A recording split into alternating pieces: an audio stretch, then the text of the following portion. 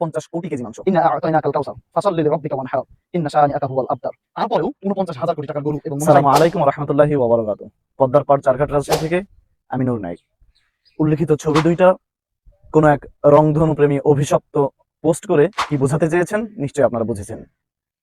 এ বিষয়ে কিছু আলোচনা করা যাক, কিছু খুঁটিয়ে খুঁটিয়ে হিসেব নিকেশ করা যাক। দেখা যাক রংধনুর মাধ্যমে কতটুকু কল্যাণ, এই রংধনুর আলপনার মাধ্যমে কতটুকু কল্যাণ, আর কুরবানির মাধ্যমে কতটুকু কল্যাণ, এই রক্তের স্রোতের মাধ্যমে কতটুকু কল্যাণ।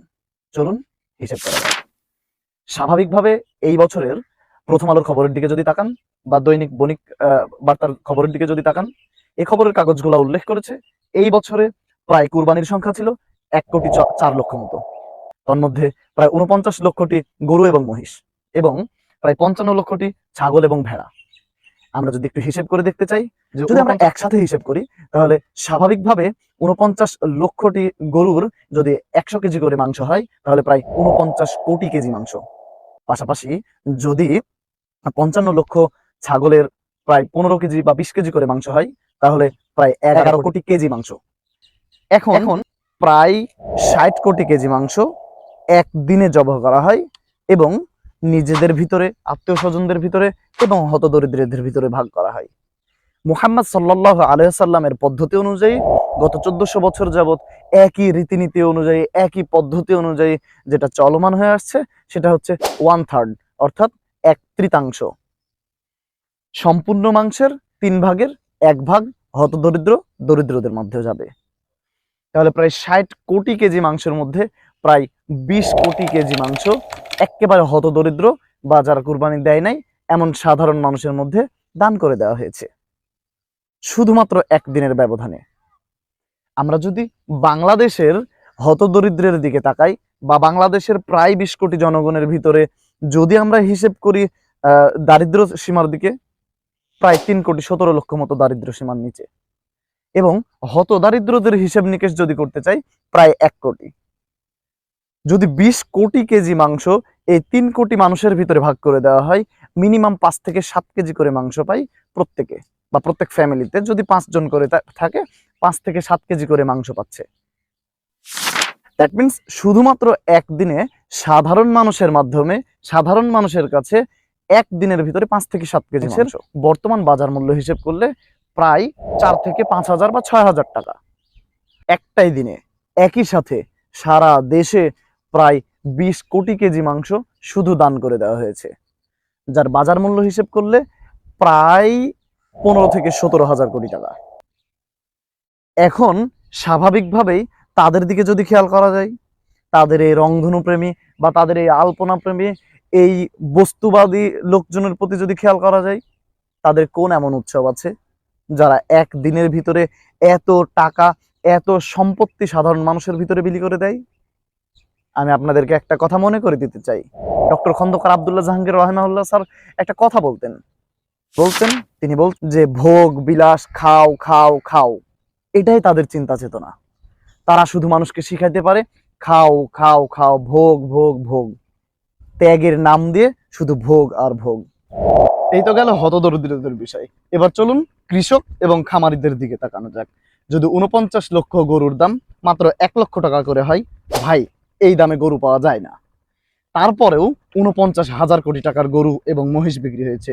তৎপরবর্তীতে যদি ছাগলের দিকে তাকানো হয়, যেগুলা কিনা খামারিরা এবং সাধারণ গরিব মানুষরা পালন করেছিল, তাদের দিকে যদি হিসেব করা যায় তাহলে প্রায় ছাগলের মোট বাজার মূল্য দাঁড়ায় প্রায় 8,000 কোটি টাকার উপরে, প্রায় 8,250 কোটি টাকা দাঁড়ায়।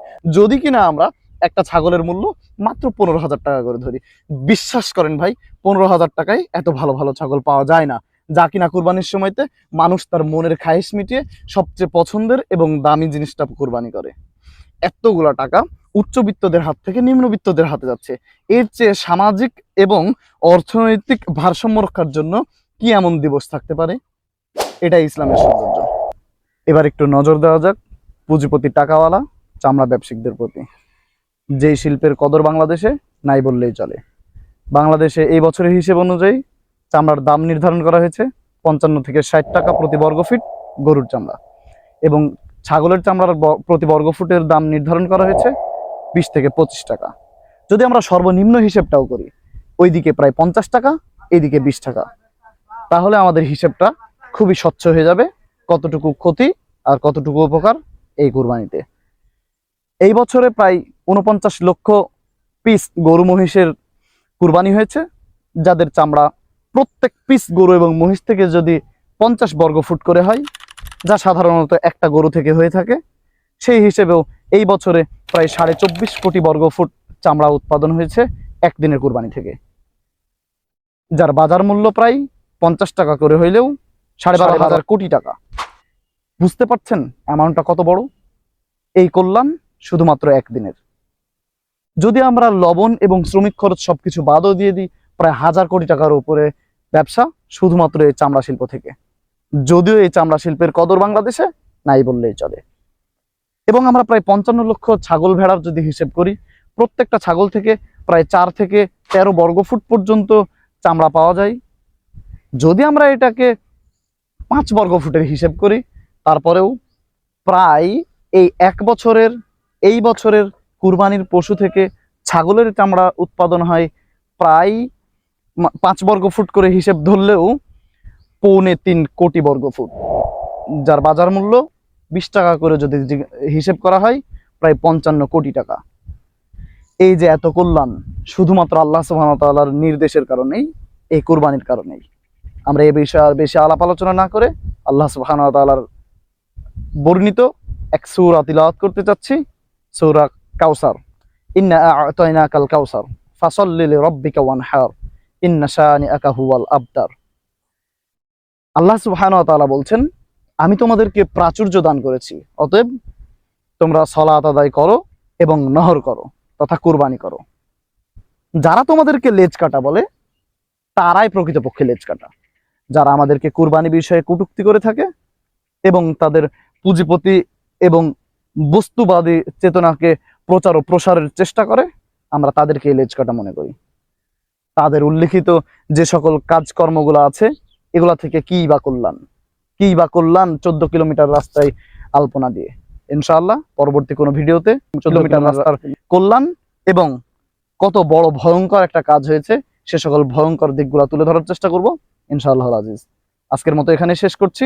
তবে কৃতজ্ঞতা জানাচ্ছি আব্দুল্লাহ ভাইয়ের প্রতি, যার ফেসবুক আইডির এক পোস্ট দেখে আমি অনুপ্রাণিত হই এবং বেশ কিছু তথ্য সংযোজন এবং সম্পাদনার মাধ্যমে আপনাদের সামনে এই ছোট্ট ভিডিওটা উপস্থাপনের চেষ্টা করেছি।